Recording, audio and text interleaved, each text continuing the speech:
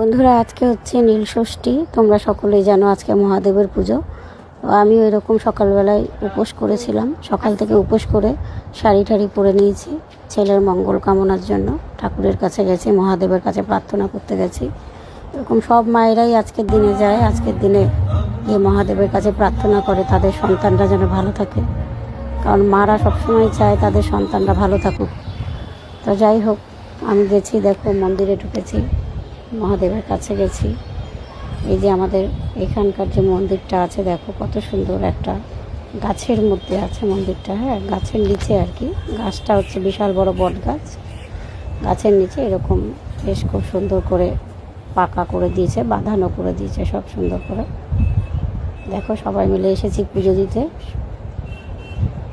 এই দেখো গাছটা কত বড় গাছ, বট গাছ, কিন্তু এটাকেও রং করে দিয়েছে অবশ্য। পাশ দিয়ে একটু হয়তো কাঠের বাঁশ টাস দিয়ে এগুলো ঠিকঠাক করেছে। দেখো, আর চারিদিকটা পুরো বাঁধানো করে দিয়েছে। আর এই মন্দিরটা বেশিরভাগ ফাঁকা থাকে, সেই কারণে আমরা এই মন্দিরটাতেই আসি। একটু ফাঁকা থাকলে একটু শান্তিভাবে ঠাকুরকে পুজো দেওয়া যায়, ভক্তি করে ভগবানকে প্রার্থনা করা যায়। আমরা সবাই মিলে এসেছি এখানে। জায়গাটা কিন্তু খুবই ছোট, কিন্তু ছোট হলেও বন্ধুরা এখানে পুজো দিয়ে শান্তি। কারণ এখানে খুব একটা ভিড় হয় না। আর ভগবান তো সব জায়গায় বিরাজমান, মহাদেব তো সব জায়গাতেই বিরাজমান। ছোট জায়গা বড় জায়গা বলে কোনো কথা নয়, ভগবান সব জায়গাতেই আছে। দেখো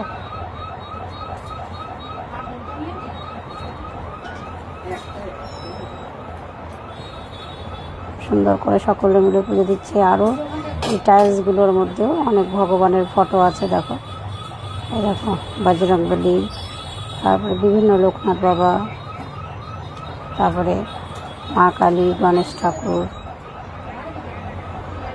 অনেক কিছু, অনেক ভগবানের ফটোই আছে এখানে।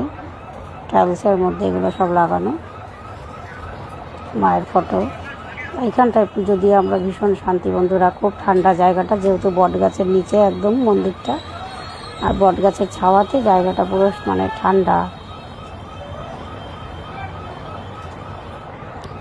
যাকে বললাম একটু ঘন্টাটা বাজা। তো যাই হোক, সবাই মিলে আমরা এসে ভালো করে খুব শান্তি করে পুজো দিয়েছি। এখানে ব্রাহ্মণ নেই, আমরা নিজেরাই পুজো করেছি। ব্রাহ্মণ হয়তো সকালে পুজো করে চলে গেছে, বিকালে হয়তো আবার আসবেন বা পুজো দেবেন।